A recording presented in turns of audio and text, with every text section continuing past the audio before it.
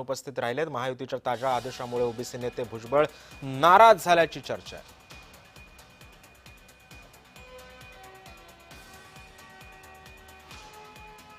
मराठे OBC मध्ये गेल्यानं भुजबळ बैठक सोडून गेलेत। आता मनोज जरांगे यांनी काढलाय भुजबळांना आता चिमटा।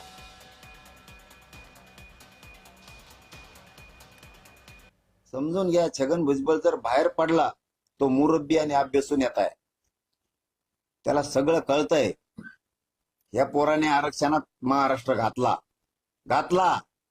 तेव्हा आता ओबीसीची बैठक घेतोय अशी पत्रकारांचं म्हणणं आहे। मला माहित नाही, पण गेले मराठे आरक्षणात गेले हे 100% आता सिद्ध झालेलं आहे।